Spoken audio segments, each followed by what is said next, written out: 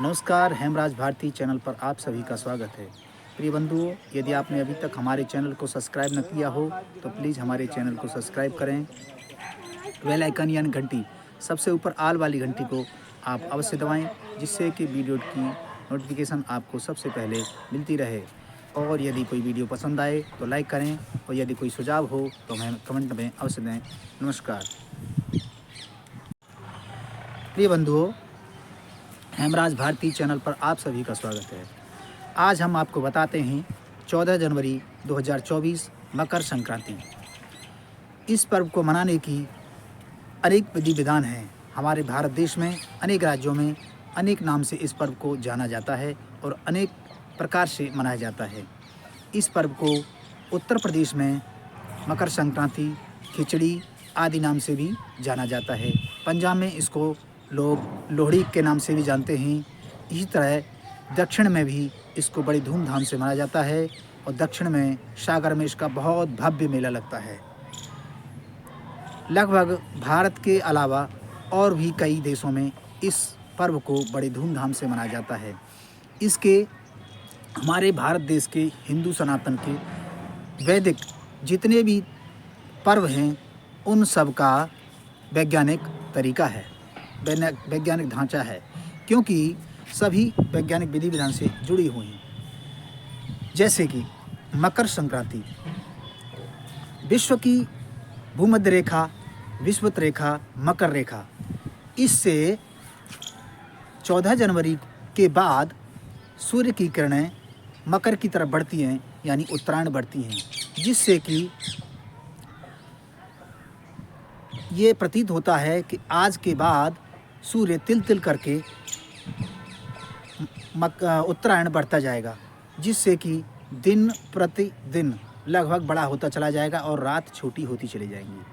और 14 जनवरी के बाद मकर संक्रांति के पश्चात कुछ समय अल्पकाल हमारी बसंत ऋतु प्रारंभ हो जाती है। इसके बाद ग्रीष्म ऋतु और फिर वर्षा ऋतु। इसी तरह हमारे देश में बड़े हर्षोल्लास के साथ मकर संक्रांति का त्यौहार मनाया जाता है। आयुर्वेद के हिसाब से मकर संक्रांति पर हमारे देश में लगभग भयंकर ठंड, शीतकाल सत्र होता है।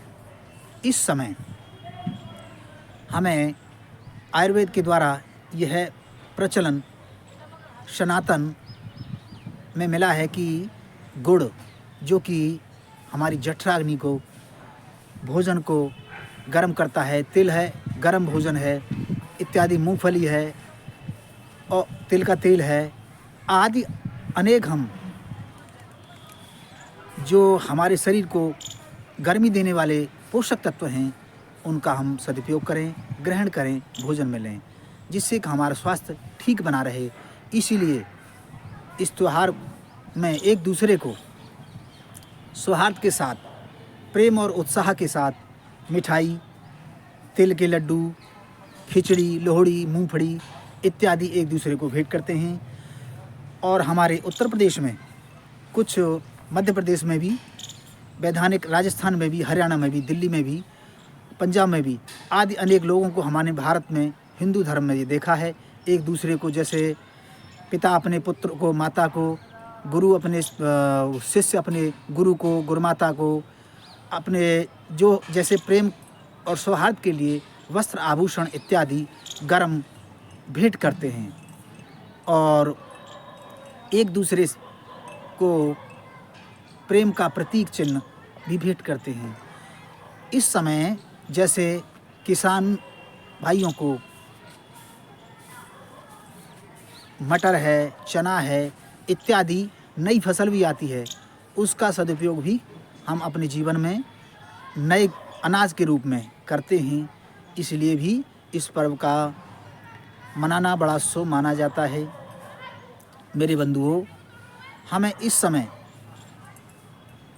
और वैधानिक वेद के विचार पर भी चलना चाहिए।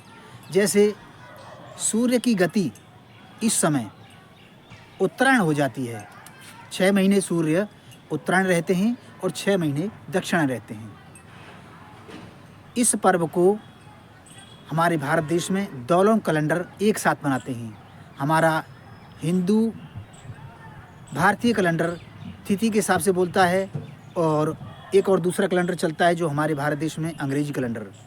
तारीख के हिसाब से भी हम 14 जनवरी को ही मकर संक्रांति का त्यौहार मनाते हैं। तो दोनों कैलेंडर मिलकर एक ही दिन इस पर्व को मनाते हैं। इसका वैज्ञानिक कारण यही है, और भी अनेक वैज्ञानिक कारण हो सकते हैं। मेरे मस्तिष्क में जो आया है मैंने आपको बताया है कि 14 जनवरी के बाद सूर्य उत्तरायण होते हैं और धनु राशि से सूर्य निकलकर मकर राशि में प्रवेश करते हैं। ये ज्योतिष का भी ज्ञान है। मेरे बंधुओं, हमारे देश में अनेक रीति रिवाज, तीज और त्यौहार बड़े धूमधाम से मनाया जाता है, जिनमें कि मकर संक्रांति की भी कोई कम भूमिका नहीं है।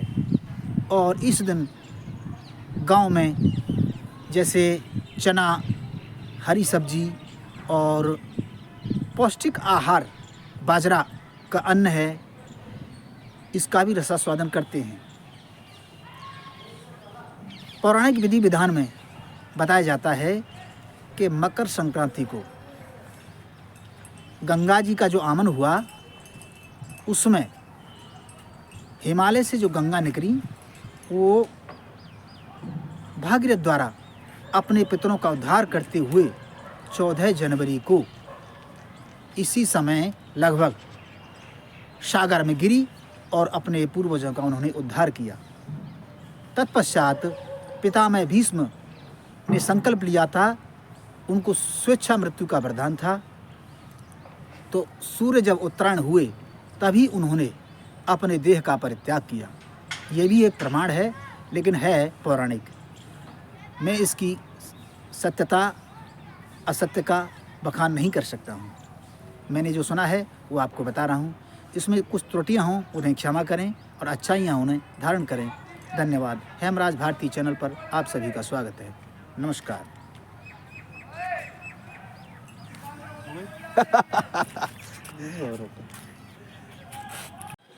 नमस्कार, हेमराज भारती चैनल पर आप सभी का स्वागत है। प्रिय बंधुओं, यदि आपने अभी तक हमारे चैनल को सब्सक्राइब न किया हो तो प्लीज़ हमारे चैनल को सब्सक्राइब करें। बेल आइकन यानी घंटी, सबसे ऊपर आल वाली घंटी को आप अवश्य दबाएं, जिससे कि वीडियो की नोटिफिकेशन आपको सबसे पहले मिलती रहे। और यदि कोई वीडियो पसंद आए तो लाइक करें, और यदि कोई सुझाव हो तो हमें कमेंट में अवश्य दें। नमस्कार।